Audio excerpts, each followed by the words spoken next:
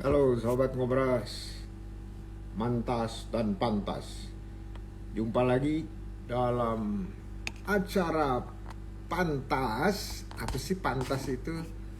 Yaitu kita tempat berdiskusi, mengapresiasi untuk teman-teman yang selama ini telah melakukan pendampingan ikhlas. Ya, jadi itu yang kita inginkan, juga sekaligus memberikan informasi kepada teman-teman yang lain di mana aja bisa mendapatkan pendampingan. Udah itu terus, kalau gimana sih kalau pengen jadi pendamping kalau selama ini kita udah bergerak di komunitas ya. Nah, ini adalah acaranya. Tunggu ya sebentar. Di mana aja bisa mendapatkan? Oke, tapi sambil nunggu yang lain pada hadir, ini ada pertanyaan dari Nabila. Kita jawab dulu ya. Pak, bagaimana kita bisa meminimalisir label S1 tapi kok dagang? Oke.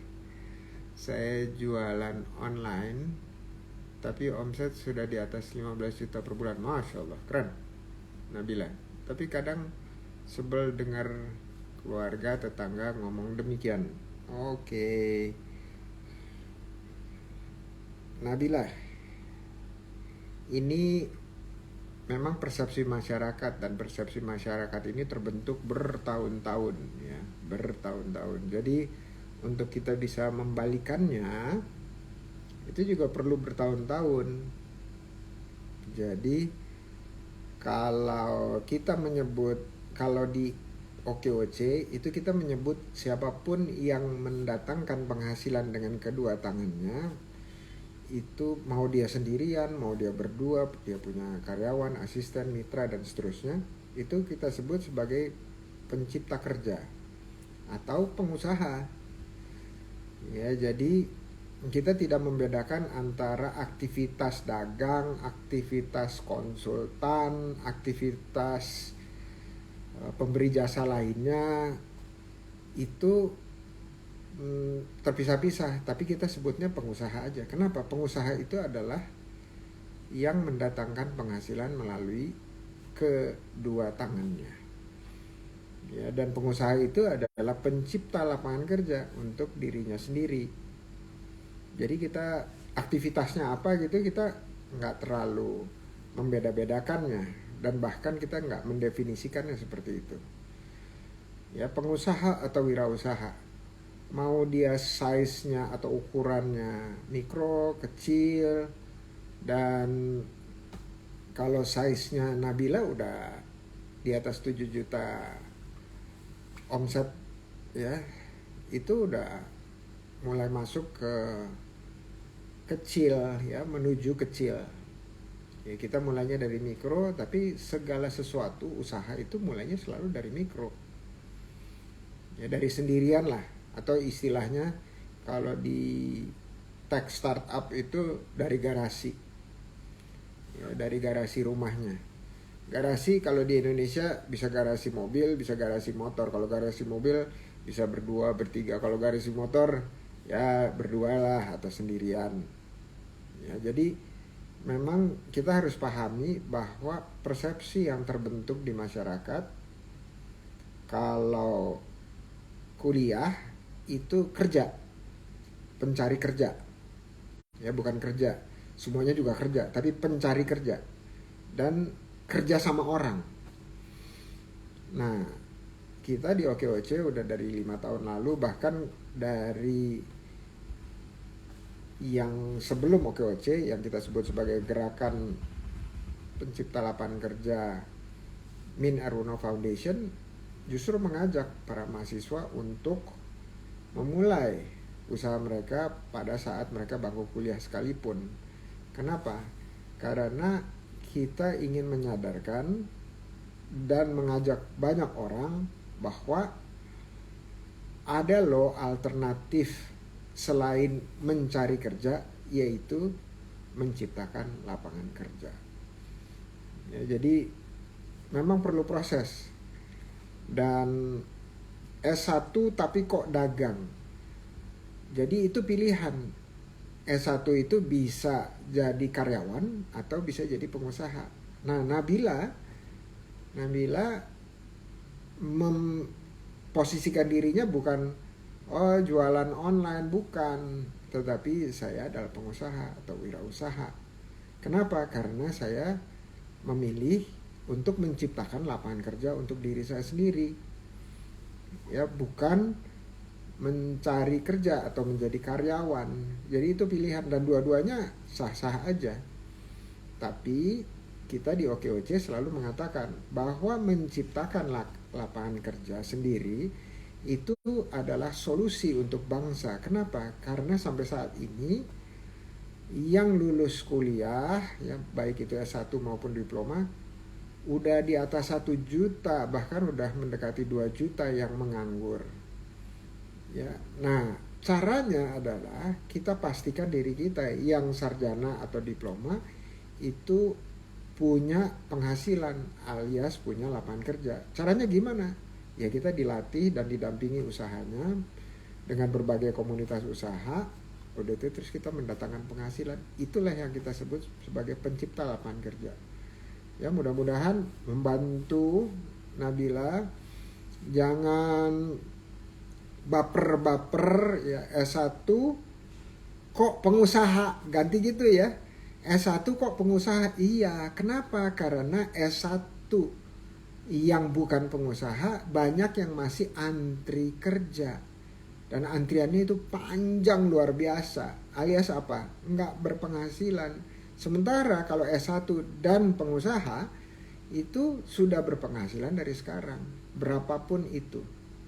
Ya, keren buat Nabila. Satu saat udah bisa menciptakan lapangan kerja bukan buat dirinya sendiri tapi buat orang lain. Caranya apa? Omsetnya naik terus ya. Kalau omsetnya naik terus berarti kan perlu orang yang kerja bareng-bareng dengan Nabila menjadi karyawan maupun jadi mitra. Sukses dan bersama OKOC ciptakan lapangan kerja. Oke, kita lihat ya tamu kali ini. Oke, ada Sensei atau Simpai Handy.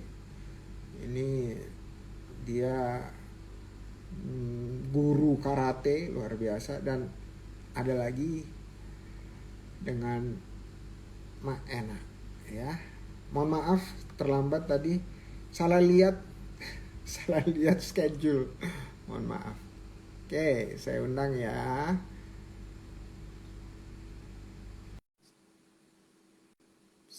Oke, mudah-mudahan bersahabat nih signalnya, yang bersahabat signal. Assalamualaikum. Waalaikumsalam. Kemana aja? Ada? Gak pernah nyapa. Ada di sini. Menghilang. Ada bang, ada. Oke. Iya. Kok gelap sih? Nggak gelap ya? Ada Ini bayangan, kali. bayangan ya, bayangan. Lampunya. Apa yang sebelah? Yang mana? Aku apa? Ini yang sebelah Pak Hendy ini belum masuk. Lampunya dari belakang sih. Coba lampunya coba dari depan, muter. Susah aku. Tadinya mau pakai laptop. Cuman gue harus, kalau laptop aku bisa mundur gitu kan duduknya. Di luar lagi pada, ini berisik. Di luar lagi berisik banget. Berarti nggak pernah. Makanya sempat di kamar. Ini berarti nggak pernah Instagram live nih. Berarti nggak pernah Instagram live. Instagram live nggak bisa pakai laptop. Iya, lupa. Udah lama nggak Instagram live. Biasanya kan pakai Zoom. Oh, oke. Ya udah. Tadi mau di luar, cuman di luar lagi pada sibuk, jadinya saya masuk aja ke dalam. Ada ini nggak? Ada handphone satu lagi ada nggak? Dipakai di luar sama anak buah. Oh ya udah. Ada center nggak di rumah? Ntar dulu, aku ada ring light sebetulnya, sebentar. Nah, Wait ya, itu. aku ada ring light. Ya, Bentar. kalau ada ring Bentar, light aku keren. ambil ring light Keren, dulu. keren. Aku Ayo ambil ring pasang. light dulu. Nggak apa-apa. Mudah-mudahan lagi nggak dipakai buat jualan itu. Walah, bilang pinjam dulu. Ini juga jualan bilang ini.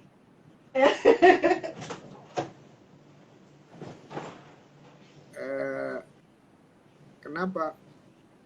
Oh, Pak Andi, ini kenapa loading terus ya dari tadi? Bisa dengar saya? Oh, tuh hilang. Oke, saya invite lagi. Oke.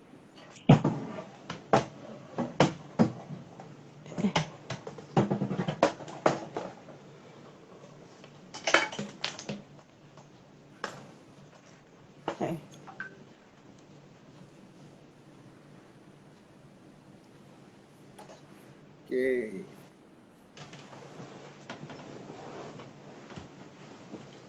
Ada nggak? Ada, bentar. Oh, kan keren. Biar keren, biar kelihatan tuh. Nah, cakep. Astagfirullah. Si Pinky. Nah, baru kelihatan pink. Gitu. Kak Hendy mana hilang? Tadi keputus. Ntar, ini aku terima lagi. Keputus, bukan keluar. Win. Nah, baru masuk lagi nih. Nah, tadi ada ini trouble, ada trouble ya. Sinyal nih. Aduh. Ini di mana nih? Di rumah ya? Saya di kantor. Oh, di kantor. Oke. Ganggu dong. Nggak apa-apa, Prof. Yang undang Prof gimana? Wih. Tapi kantor sendiri kan, nggak ada masalah kan? Iya. Oke, sorry ya, terlambat tadi mulainya. Salah baca jadwal. Saya pikir jam 2, ternyata jam 1. Makasih nih udah hadir. Pertama, saya ucapkan selamat Ramadan Karim. Ya, jadi sama-sama, Prof. Iya, dan selamat berpuasa. Nah, acara ini sebenarnya nih acaranya namanya Pantas. Itu singkatan dari pendampingan ikhlas. Kenapa perlu ada yang seperti ini? Karena ternyata para pendamping yang ikhlas ini itu jarang muncul, sampai lupa, nggak pernah Instagram live, mau pakai laptop lagi Instagram live. Jadi nggak ada terus. Tapi aku mau nanya, kan Pantas pendampingan ikhlas, T-nya di mana itu? yang mana? Kan T. Pantas. T, ada huruf T kan? Oh, pendampingan iya. ikhlas nggak ada huruf T loh. Protes Ya, gue. Ini maksa-maksa dikit, Iya. maksa dikit. Habis kalau nggak panas, kalau nggak ada teh panas gitu kan nggak asik. Hardang ya. Jadi yang hadir di sini Pantas. Nanti dipikirin sama Winnie gimana caranya supaya ada teh. Oke. Nah, ini jadi supaya masukan buat Winnie. Nah, jadi pertama itu kita pengen kasih apresiasi dari saya gitu untuk teman-teman yang selama ini melakukan pendampingan secara ikhlas. Habis itu nomor 2 juga menceritakan mengenai komunitasnya masing-masing, gimana sih terbentuknya, kenapa menjalankan itu, bagaimana kok bisa sampai saat ini jalan terus dan sangat semangat gitu ya, nggak habis-habis semangatnya. Habis itu ketiga jadi inspirasi, ceritanya ngajak sama orang-orang lain untuk orang-orang lain itu bukan berarti yang sama sekali belum kenal. Bahkan dari komunitas sendiri pun kita ajak teman-teman untuk menjadi pendamping-pendamping yang ikhlas ya. Jadi itu tujuannya supaya lebih banyak lagi nih. Ada enak-enak lainnya, ada Asik. ada handy-handy lainnya gitu dari bawahnya gitu. Jadi udah 2 tahun gitu harus mulai memperbanyak dari 1 jadi 2, 2 jadi 4, 4 jadi 8 terus gitu ya, sehingga apa, lebih banyak lagi orang yang bisa didampingin. Nah itu adalah tujuan adanya acara panas, bukan pantas katanya, panas air udang. Diprotes emang, tapi emang gitu ya, kayaknya penggerak itu harus pinter itu tuh, kritis. Nah ini ini kita perkenalan diri dulu ya, boleh ya, dari Pak Hendy dulu. Cek enak Hendy. yang ini Iya, ini yang cewek dulu. Oh, cewek Iya, dulu. cewek dulu. Iya. Kan giliran disuruh ngomong ladies first ya kan. Nah, suka gitu. Jadi saya duluan nih. Iya dong. Iya, Pak. Oke. Nama dulu kali ya. Iya. Kan katanya tak kenal maka ta'aruf. Iya. Nama lengkap saya Sternes Pehiola. Kalau nama panggilan Ena Lubis. Suka banyak yang nanya, itu emang orang asing ya? Enggak lah, kamu asing buat saya karena belum kenalan, belum ta'aruf. Ya itu kebetulan entah dari mana inspirasinya almarhum ayah saya itu ngasih nama itu, katanya dari bahasa Anglo-Saxon jadinya dikasih nama seperti itu. Tapi untuk memudahkan semua teman-teman ya, takut keserimpet lidahnya, kepleset, salah sebut, jadinya ya cukup dipanggil Ena aja, Ena Lubis. Lubis itu marga karbitan tapi ya. Oh, kenapa? Nah, Emang bukan lubis beneran? bukan. Oh, dari Bukan, suami. itu pemberian dari ibu mertua. Jadi waktu itu saya kan sering nulis ya, dari mulai artikel, terus sering jadi juri, terus terakhir sampai akhirnya saya diminta oleh salah satu penerbit di Indonesia itu, saya diminta nulis buku gitu waktu itu. Nah, terus akhirnya pakai nama mau nama asli, kok susah nyebutnya, ingetnya gitu kan. Takut orang pasti sering salah nulis gitu. Itu udah pasti. Terus akhirnya diputuskan pakai nama panggilan gitu kan, Ena. Terus pakai nama apa ya belakangnya, kok kalau Ena aja singkat gitu. Akhirnya ditambahin Lubis, itu pakai izin dulu. Kan soalnya dikasih marga dari ibu mertua. Terus izin, saya mau pakai nama Lubisnya boleh nggak? Boleh aja sekalian katanya. Nggak apa-apa katanya. Jadi katanya menaikkan citra marga Lubis. Apa coba ya. Nah, jadi ceritanya begitu. Apalagi kalau sekarang tinggalnya di Tangerang. Oke. Domisili Tangerang. Saya kalau profesi dulu sih mantan IT ya. Dulu sih di IT. Terus 2014 saya keluar ya.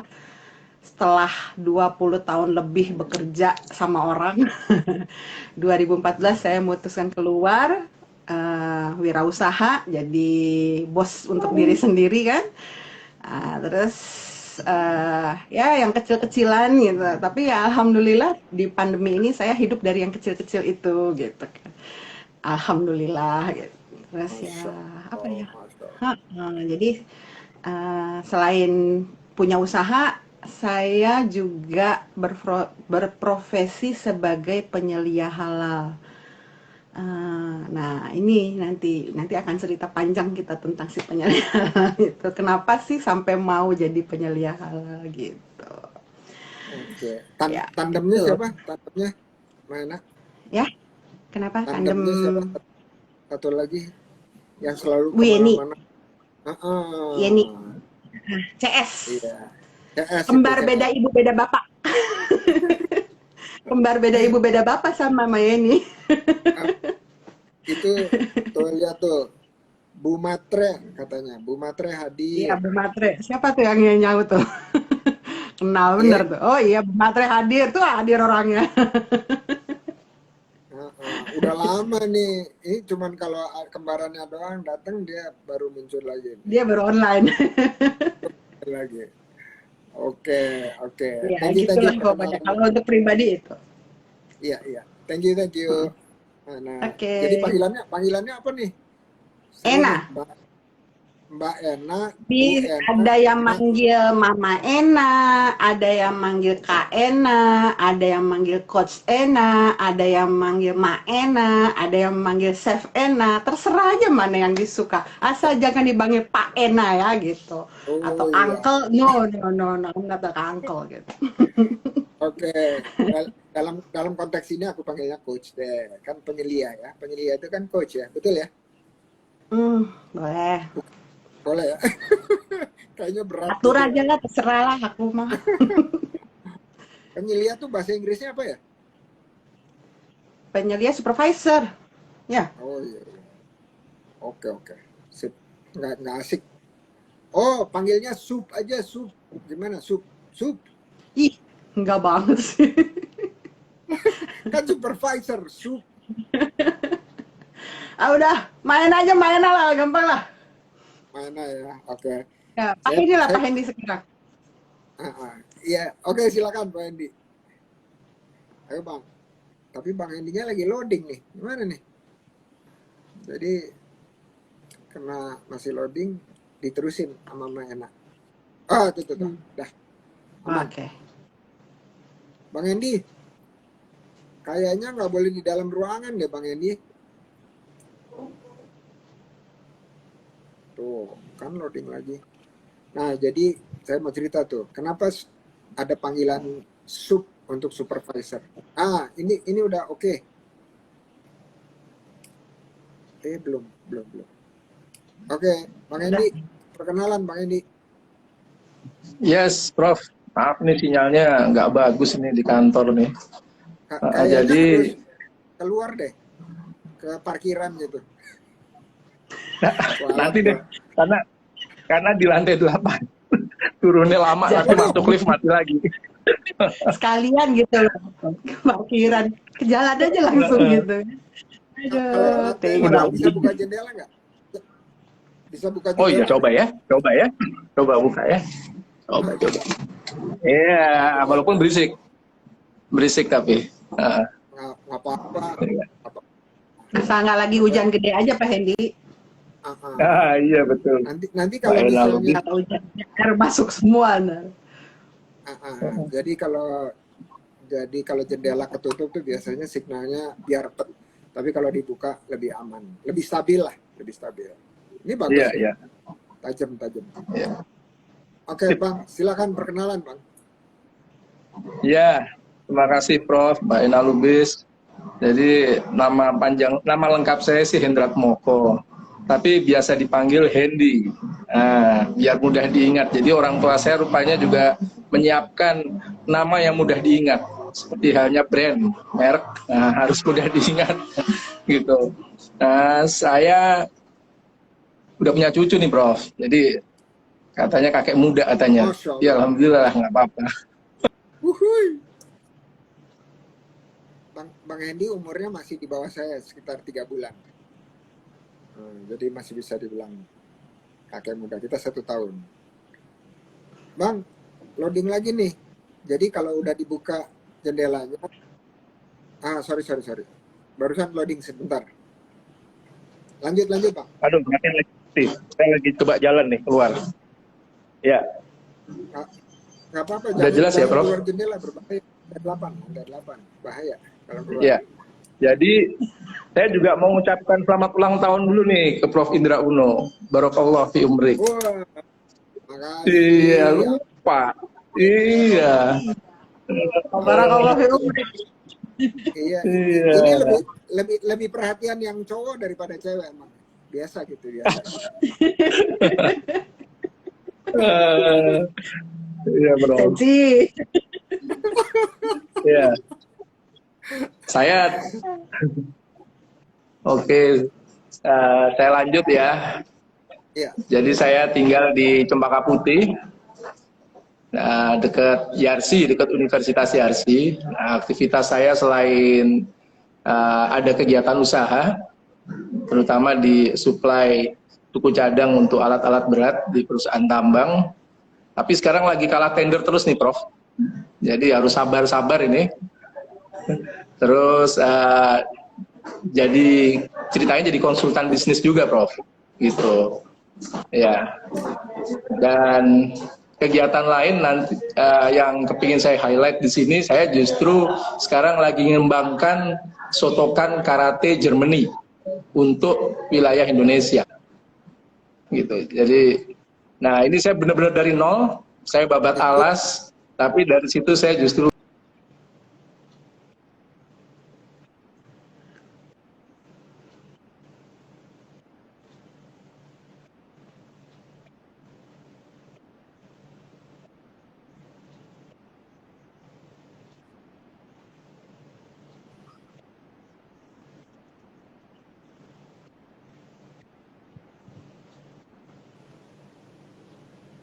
Ini gua doang yang putus-putus atau mana juga ya?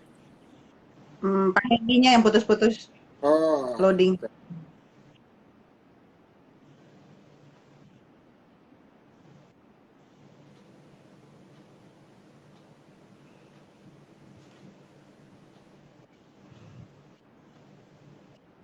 Oh,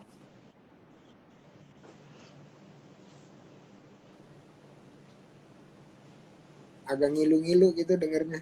Putus-putus. Aku nungguinnya jadi lama. Apa nih kira-kira kalimat selanjutnya? Kata Eh, selanjutnya apa? Win, apa-apa Bang Randy kalau misalnya mau pindah tempat bukan dari lantai 8, dimatiin dulu nggak apa-apa, nanti kita sambung lagi. Ini saya mau ngomentarin aja nih. Mama Yeni bilang itu pink semua sampai ke gorden katanya.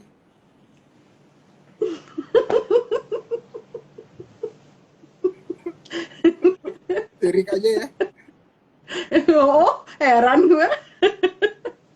Udah itu satu lagi janjian sama Mas Hendy. Mas Hendy juga pakai batiknya rada-rada ngeping. Wah, luar biasa. Padahal nggak janjian ya. Luar biasa nih. Keren. Oh, ada Mbak Tial Hasan. Halo, apa kabar? Alhamdulillah. Happy birthday. Amin. Thank you. Pink Lady itu Prof namanya. Pink ya? Belum. Ininya belum pink ini nih. Gincunya belum Biar pink. emang sengaja tadi, emang sengaja.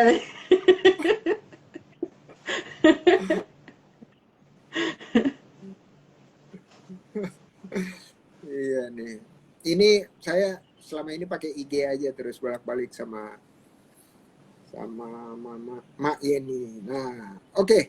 Sambil kita nunggu. Tunggu. Pak Hendy. Jadi terusin dikit ya. Itu jadi karena supervisor itu kata-katanya panjang, kalau di Damkar Amerika itu dipanggilnya sup gitu. Ya, jadi karena supervisor itu panjang, maka itu saya bilang tadi supervisor itu panggil sup juga bisa, cuman kayaknya kalau sup itu di sini sama dengan makanan sup kali ya, jadi kurang oke. Gitu. Makanan berkuah. Sup gitu. Nah, jadi nah ini tadi aku udah terima kok, belum muncul. Masih loading Pak Hendy-nya. Oh ya, lihatnya dari Di tempat mana? saya juga masih loading terus. Hah? Nggak Oh, tahu, di masih tempat ada. saya dia masih muter aja terus, masih muter aja. Kalau di saya udah menghil. Iya, oh, ya. Udahlah. Mungkin lagi hijrah dulu ke tempat yang lebih baik. Nah, ini udah masuk lagi katanya. Gardi. wa fika barakallah.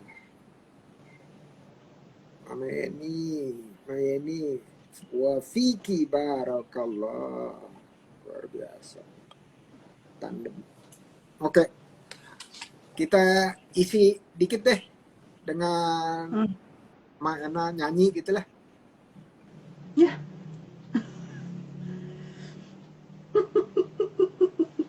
Jangan ngadi-ngadi dah. Jangan ya. Jangan. Jangan ya.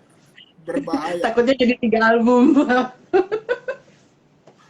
Iya, soalnya kan kalau konsekuensi pakai nama belakang Lubis, nah orang dari Sumatera Utara itu terkenal dengan kepandaian Jago nyanyi. Nah, jadi itu konsekuensi logis pakai nama Lubis, nah, harus mau ditodong untuk nyanyi. Bu Matre jangan ketawa ya. Bu Matre nggak boleh ketawa. Oke, masih belum berhasil Pak Hendy, nggak apa-apa. Oke, kita next ya, kita next aja.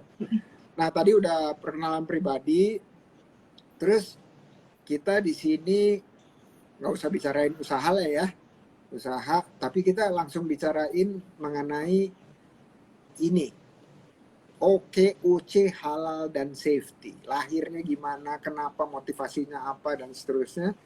Terus sampai sekarang itu bagaimana aktivitasnya buat teman-teman lain supaya lebih kenal.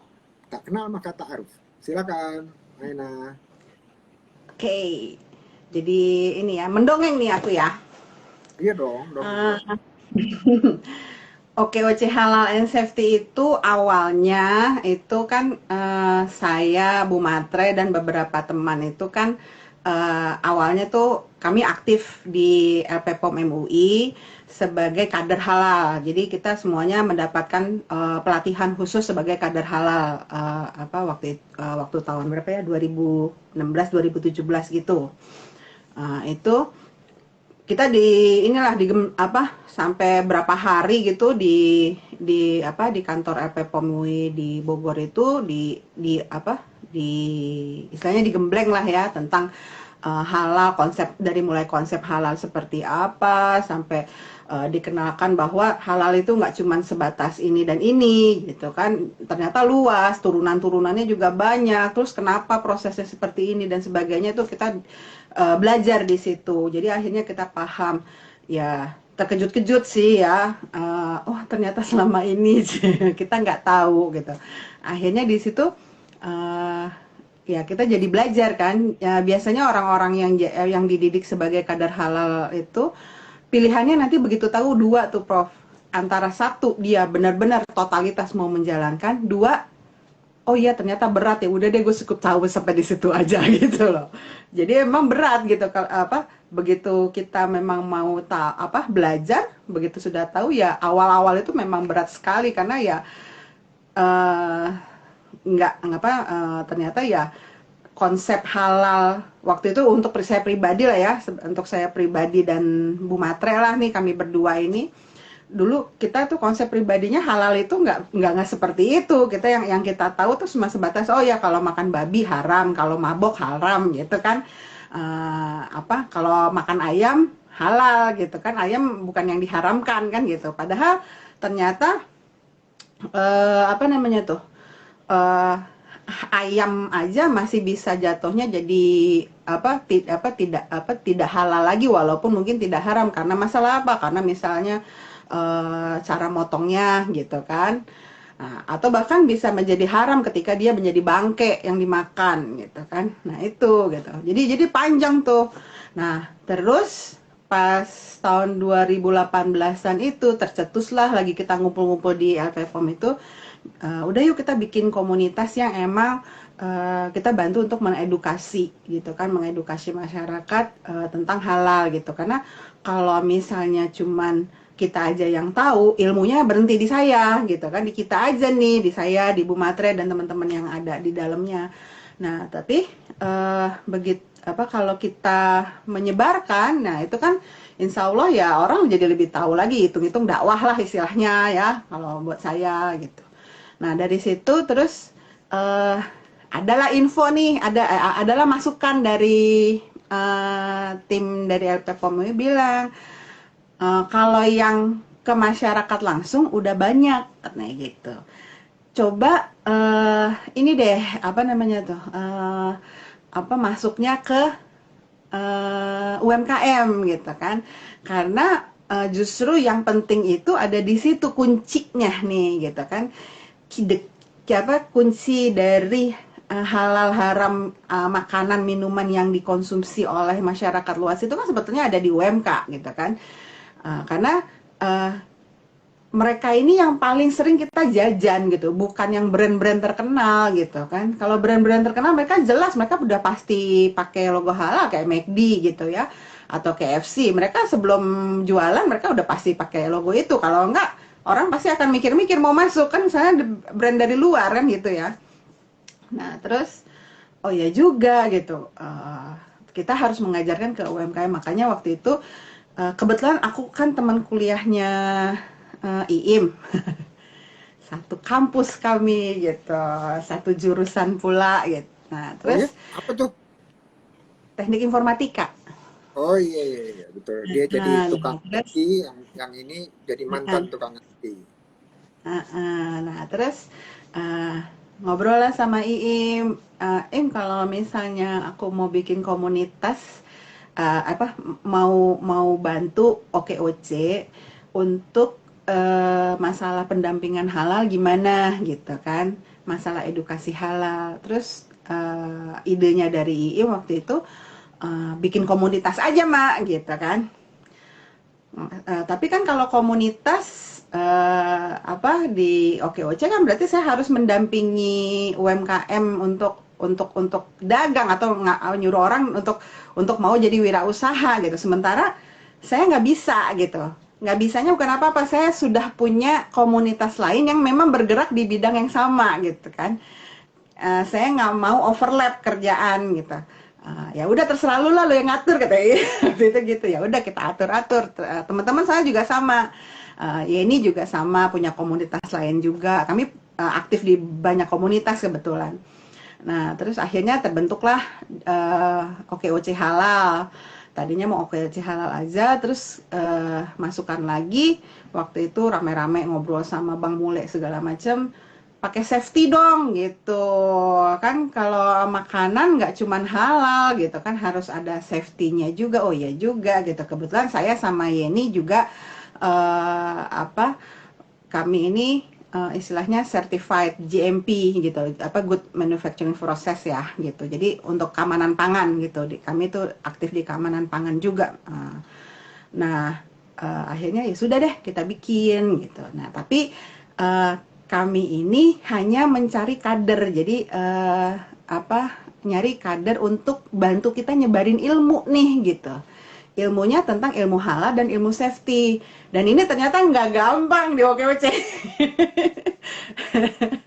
Iya, berat banget tantangannya gitu ya. Sudah saya bilang sabar aja deh, saya bilang gitu. Karena mungkin karena persepsi ya, orang kan kalau misalnya join di komunitas yang ada di dalam PGO itu pasti kita akan didampingi masalah bisnis katanya ini gitu. Terus saya bilang saya nggak ngedampingin masalah bisnis gitu kan. Kalau cuma curhat pribadi oke, saya melayani. Tapi kalau mau terjun benar-benar terjun di dalam OKOC Halal Safety, Anda harus bersedia menjadi kader dan akan kita kaderisasi gitu kan.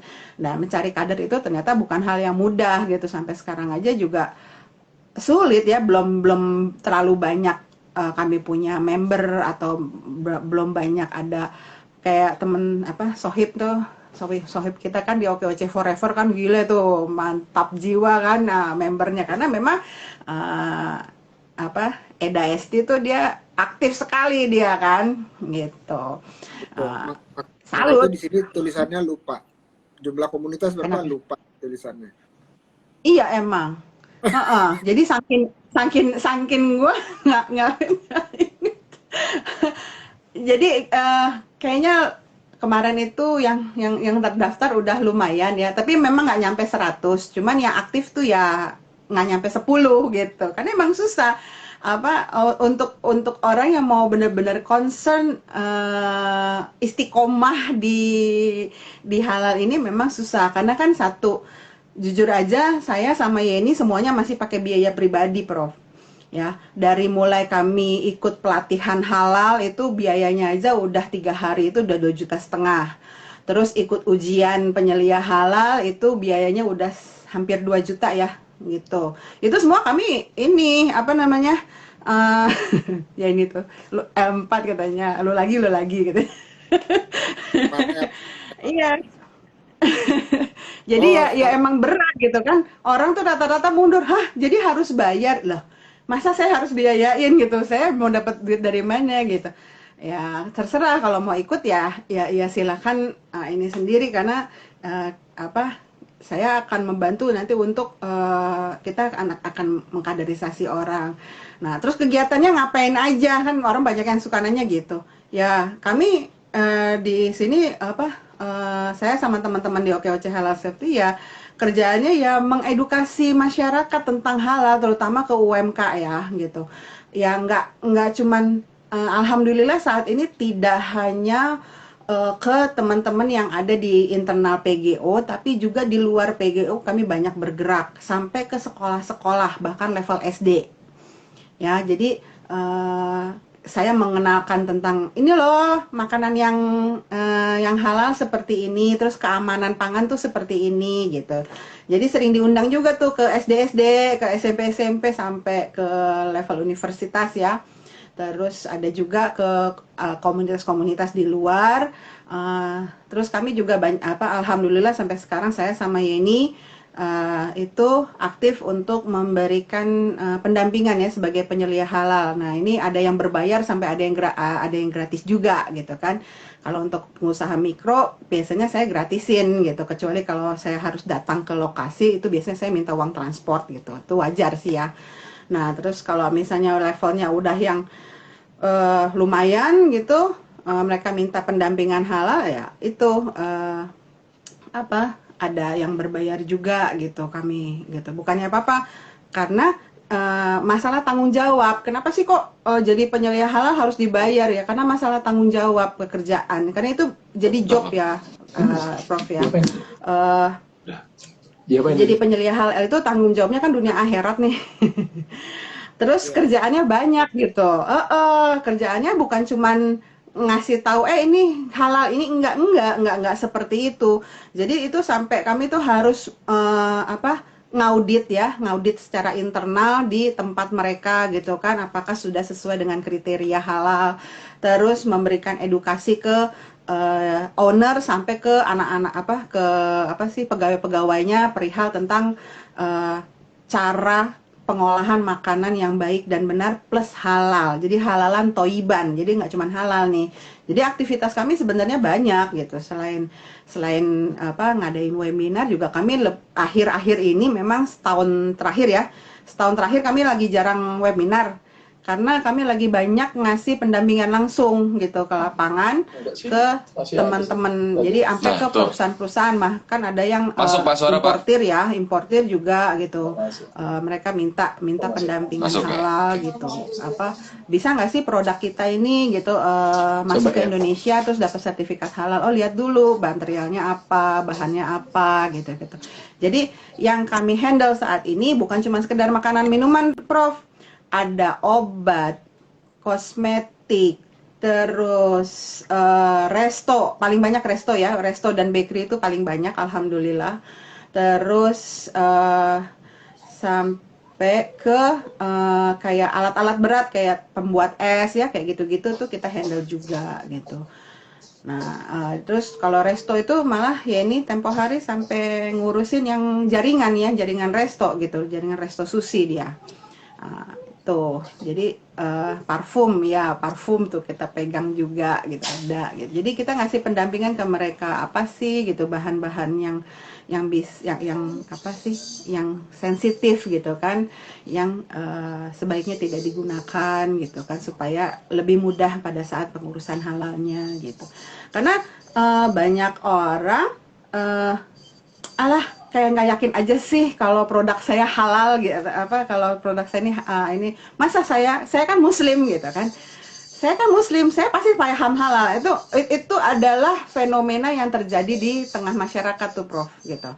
Merasa bahwa dirinya sudah muslim dan saya paham halal. Padahal begitu kalau kita mau belajar, oh ternyata tidak seperti itu gitu. Jadi karena kami sendiri yang di dalam sini nih yang udah ikutan ini ya menyadari gitu hal itu. Oh ya Allah, ternyata saya selama ini takabur gitu.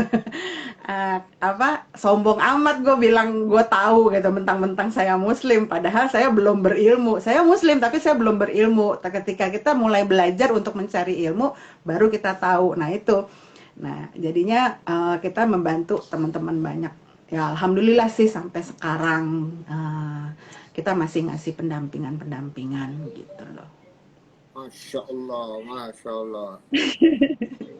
Itu safety itu saya setuju banget, namanya safety, karena kita bukan keamanan pangan aja diomongin, tapi keselamatan jiwa. Keselamatan kerja. Iya, benar. Benar. Jadi sampai saya ngajarin kalau ini ada ya contoh kecil ya. Orang ngajarin katanya kalau lagi kerja harus pakai sarung tangan gitu. Nah, terus pas saya lagi lagi survei ke sebuah pabrik, dia pakai sarung tangan karet latex. Padahal dia lagi ngurusin ngaduk dodol ya. Saya bilang saya bilang gitu. Tolong dibuka sarung tangan lateksnya, cuci tangan yang bersih pakai sabun, saya bilang gitu. Langsung kerja, jangan megang apa-apa lagi. Kenapa, Bu? Ditanya gitu ya waktu itu dodol Saya bilang, Anda pakai sarung tangan lateks lagi ngaduk dodol. Dodol itu kan panas ya. Panas. Nah, panas dari dari wajan, dari api kompornya itu kalau kena lateks, nanti kebakar kulitnya, saya bilang gitu. Itu keselamatan kerja itu sebetulnya, Prof. Belum lagi kalau misalnya si lateks tangan kita nggak sengaja kepegang ke ke adonan dodol gitu kan, adonan dodol yang panas itu nggak boleh. Kenapa? Karena nanti ada bagian dari lateks itu yang akan memuai dan kecampur ke dodol, itu nggak boleh gitu. Nah, itu nggak boleh. Jadi pengetahuan masyarakat tentang keselamatan dan keamanan keamanan pangan dan keselamatan kerja pun masih tumpang tindih gitu. Padahal kalau misalnya sarung tangan lateks, kalau cuma misalnya nih mau ngaduk adonan yang dingin nggak masalah gitu ya. Tapi kalau misalnya dia mau ngaduk adonan yang panas, apalagi sampai 200 derajat pakai sarung tangan lateks, wah itu bahaya banget gitu kan, nggak boleh gitu. Nah itu contoh kecil gitu ya. Terus ya banyak sih, apalagi di UMK ya, apalagi yang mikro nih, wah itu benar-benar luar biasa kalau soal keselamatan kerja itu masih untuk Indonesia masih tergolong memprihatinkan, dan itu diakui waktu saya ikutan dan jadi narasumber di GAIN ya. GAIN ini GAIN ini adalah sebuah kayak LSM gitu tapi di bawah WHO. Di bawah WHO, World Health Organization, masih di bawah UN. Jadi di situ dijelaskan gitu kalau memang Seven Golden Rule-nya WHO itu belum diterapkan penuh di pengusaha-pengusaha makanan minuman Indonesia. Nah, itu yang perlu disasar itu mereka gitu loh, Prof. Oke. Nah, kalau di dalam doa kita, Pak Hendy hilang lagi ya? Iya. Ini dari tadi memang hilang. Pak Hendy in out. Oke, nanti saya undang lagi Pak Hendy. Don't worry. Nah, semangat Pak Hendy. Ntar aku invite lagi. Oke, nah dalam doa kita tuh selalu kita minta itu ya, selamat dunia akhirat. Nah, oh iya. Berarti safety itu bener dong. Safety itu mencakup seluruhnya gitu ya. Keren banget. Namanya keren banget. Udah ada lagi. Oke, nah terus sambil nunggu Pak Hendy ya. Nah terus kita ternyata ya ngomong-ngomong waktu kita tinggal 15-an menit lagi gitu. Jadi tadi udah Oh diborong iya, tuh. iya, iya. Gue langsung nengok. udah diborong sama Mama Ena, Mama Ena nih ya. Iya Jadi emang. Saya tuh sampai sering diprotes, jangan kasih dia mic. Kalau dia nggak nyanyi, dia akan ceramah. keren, keren, keren. Aduh. Nggak apa-apa, nggak apa-apa, nggak apa-apa. Ini eh, Mas Edi terselamatkan nih, terselamatkan karena ada yang ngisi. Oke. Nah, pertanyaan berikutnya sebenarnya adalah kita pengen benar banget bahwa mereplikasi itu susah banget gitu ya orang untuk bisa berproses untuk menjadi pendamping. Sekarang tapi saya tahu, tadi kan diprotes nih, jadi T-nya apa? Karena semuanya dikerjain dari kantong sendiri, sekarang saya udah tahu nih. Udah, apa coba, ayo. Apa dong, apa dong? Ayo dong, coba kasih saran. Coba tahu sama dengan saya nih. Sarannya apa? Enggak ada sana apa, saya nanya. Ini udah bisa dipastikan. Jadi bukan pendampingan ikhlas betul, tapi pendampingan terikhlas. Pakai duit sendiri. Oh. Jadi dapat titiknya tuh. Serada. Thank you. Oke lah ya. Nanti Oke lah. Kecuali mau kasih saran. Nanti berevolusi dari terikhlas, pendampingan terikhlas. Wah, tadi pas ngomong ini pakai duit sendiri loh semuanya. Benar. Jadi memang konsep dari penggerak komunitas itu memang adalah social entrepreneur. Tapi social entrepreneur itu harus punya bisnis model, mana? Ya, jadi bisnis modelnya apa coba? Kalau dalam hal ini nih, ya OKOC halal dan safety, bisnis modelnya adalah masih dapetin cross subsidi gitu ya, betul nggak? Gimana? Masih cross subsidi, jadi dari aktivitas hariannya. Cross subsidi. Ya. Subsidi silang. Tadi kan ngomong sama Iim sama mulainya itu supaya nggak tumpang tindih gitu kan ya. Iya. Jadi kegiatannya memang begitu, tapi ada yang berbayar, ada yang gratis. Nah, supaya tidak tumpang tindih, jadi pendampingan mengenai halal ini dia dapetin income dari pendampingan yang lain yang berbayar. Kira-kira gitu ya. Maka itu buat OKOC halal dan safety ini betul-betul terikhlas tuh. Wah, keren dah. Semoga Allah balas. Ya, Allah balas dengan berlimpah. Ini aku coba lagi undang. Kemarin juga, oh iya, karena saya jadi memutuskan jadi kadar halal, saya bilang, oh berarti aku harus mengurus halal untuk semua produkku. Oh iya, benar. Ngomong-ngomong, kalau ngurus halal gitu, berapa sih sekarang? Tergantung. Dari masuk usahanya apa? Level mikro atau udah yang besar gitu kan.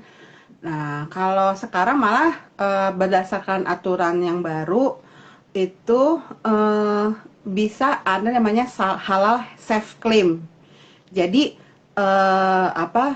halal self claim ini tidak akan melalui proses audit seperti yang normalnya dilaksanakan. Cuma, nih ada cumanya, dia harus mendapatkan full pendampingan dari penyelia halal. Jadi benar-benar penyelia halal nih yang punya tanggung jawab paling berat gitu.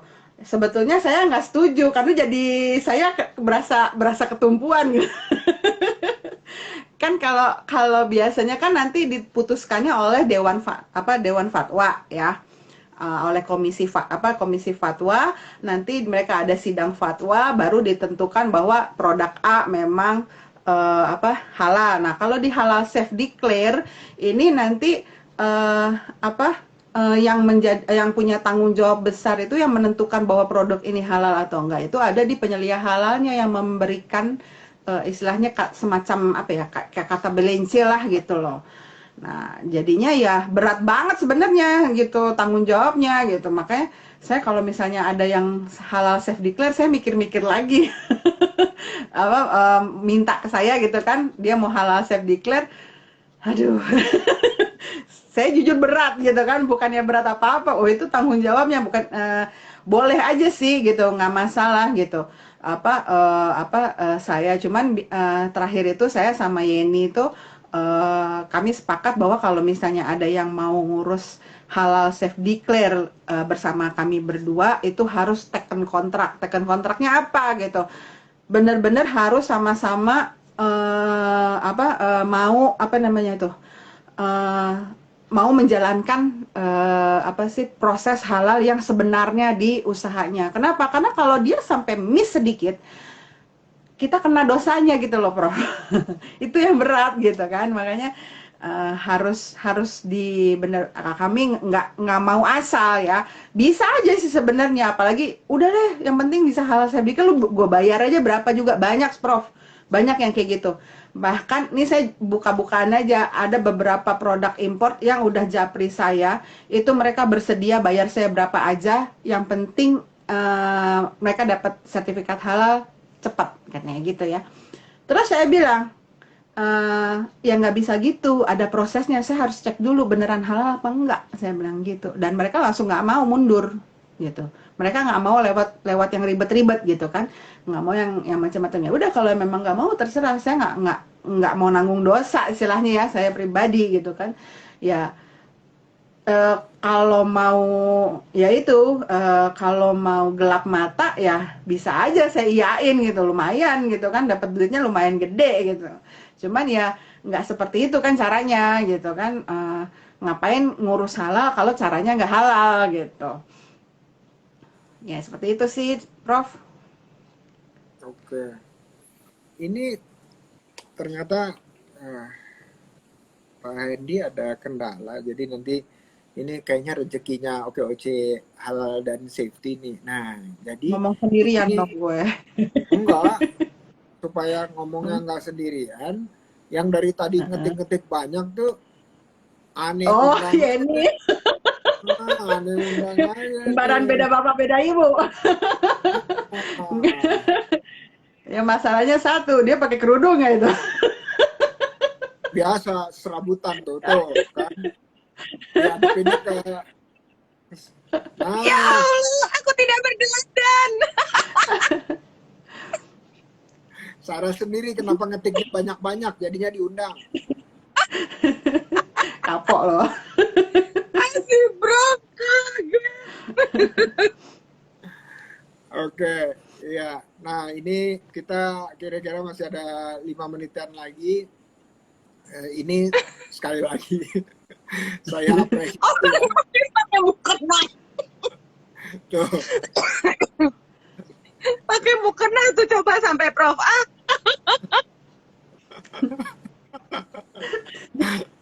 Bagus, bagus. Biasanya kameranya diadepin ke sana gitu ya. Diadepin bukan ke muka kita. Ini luar biasa. Orang nih. Tadi makanya tadi selimut tuh coba yang kena sorot tadi. Orang di tempat tidur. Keren. Ini duo OKOC halal dan safety ini, walaupun tadi merasakan tantangan-tantangan, kesulitan untuk memperbanyak, memang jalannya panjang ya, prosesnya panjang. Apalagi kita lihat di OKOC juga gitu ya. Jadi saya sih usul aja bahwa kalau self declare itu ya, bahasa Indonesianya apa namanya? Saya lupa, pokoknya memang menyatakan diri halal. Bilangnya self declare. Self declare itu menyatakan diri halal. Oh, oke. Nah, berapa lama ya prosesnya?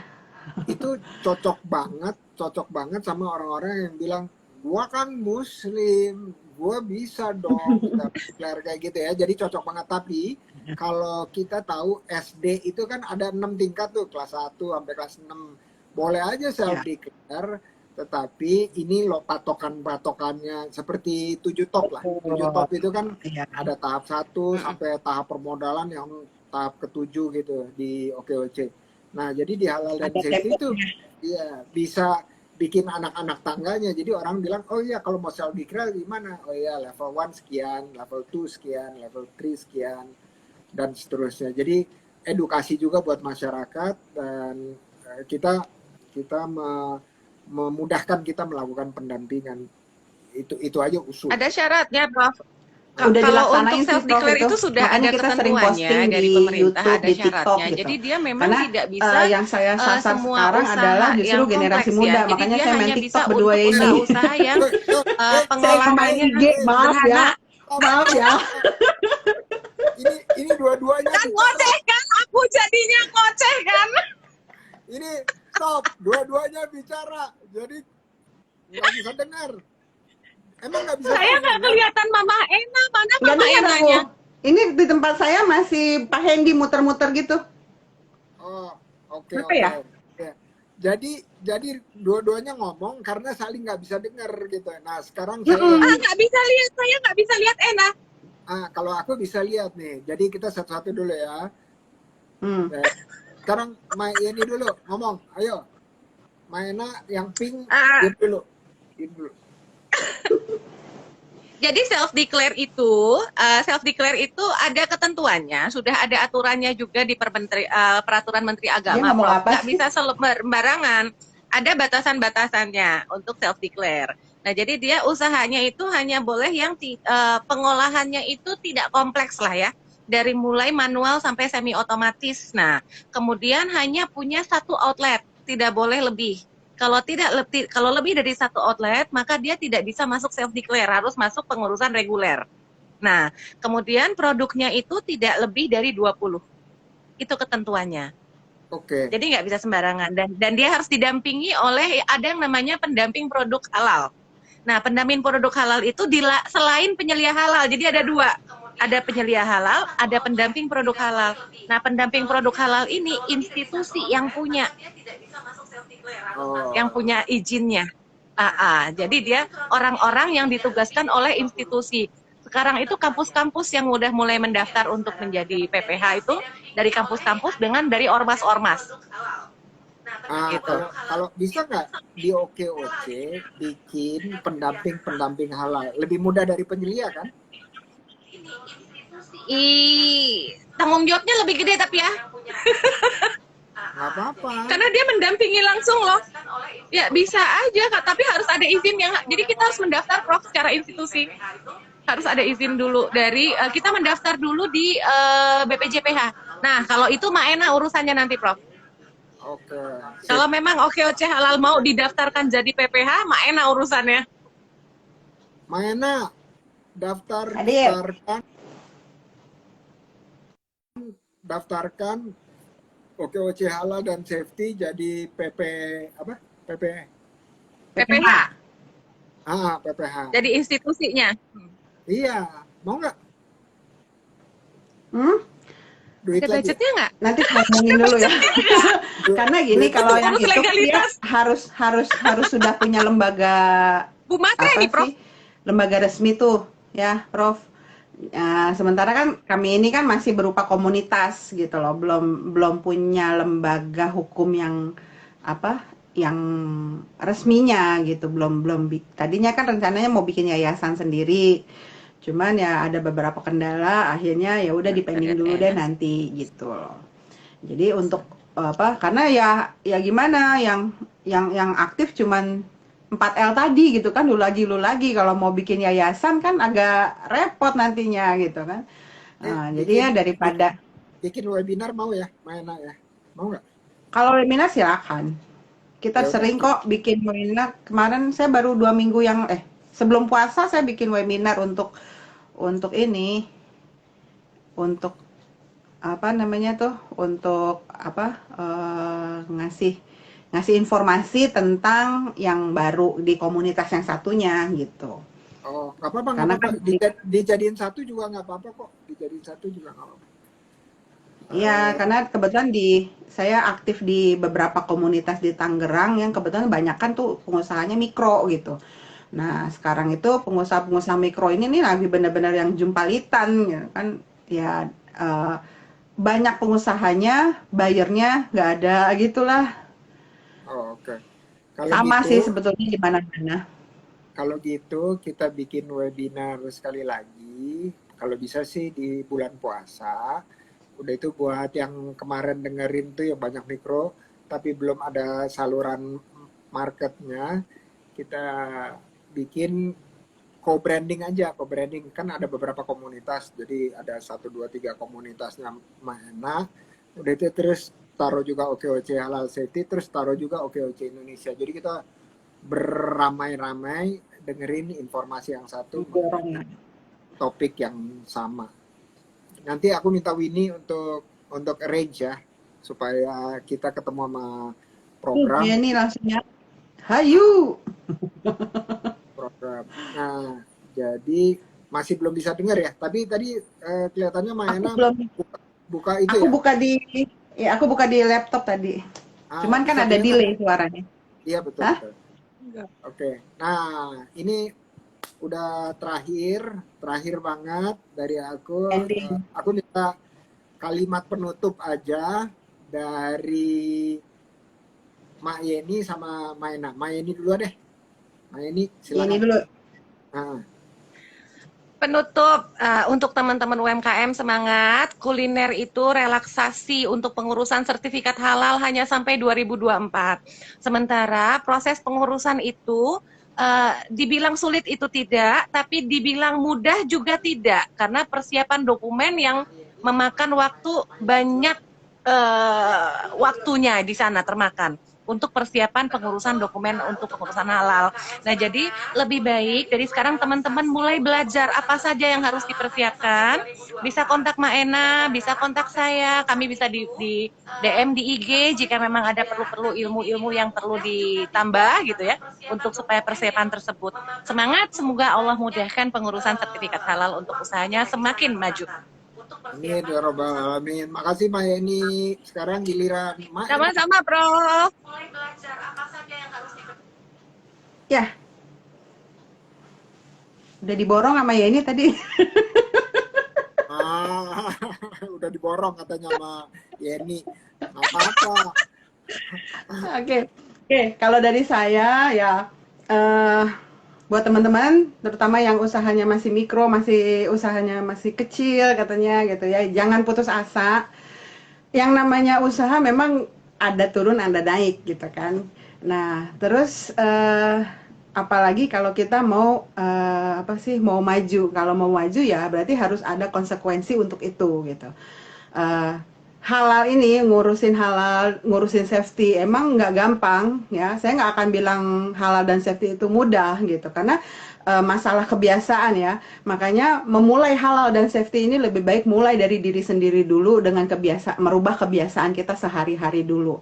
Ketika kebiasaan kita sehari-hari ini sudah berubah, insya Allah nanti kedepannya lebih gampang. Jadi kalau misalnya teman-teman yang punya usaha makanan minuman, kedepannya lebih gampang. Kenapa? Karena sudah dari kebiasaan sehari-harinya sudah baik gitu kan, sudah menerapkan yang halal dan safety. Jadi nanti ke depannya juga lebih baik gitu. Jadi jangan putus asa, maju terus aja deh gitu. Jadi emang harus terus belajar. Amin ya robbal alamin. Keren nih OKOC Halal dan Safety. Terima kasih Mayeni, Mayena atas waktunya. Dan siang ini selamat menunaikan ibadah puasa sampai maghrib ya, dan berbuka dengan keberkahan Allah. Amin ya robbal alamin. Amin. Thank you. Amin. Ya, thank you.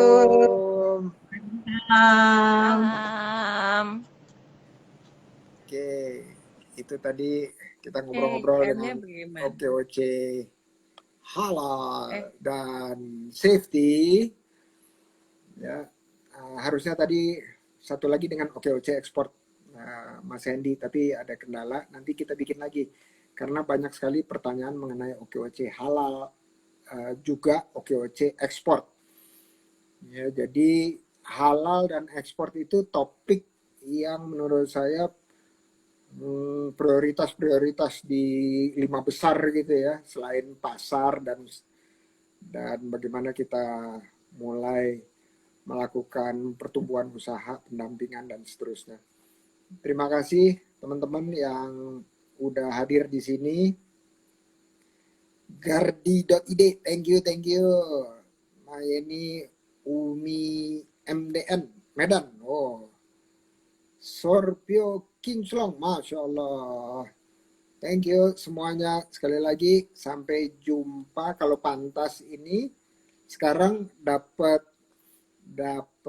masukan, ya, dapat ide dari bagaimana Mayena dan Mayeni itu rela mengeluarkan dari uang sendiri untuk melakukan pendampingan kepada teman-teman mikro, kecil, menengah, dan karena itu sukarela bahkan membiayai dengan uangnya sendiri.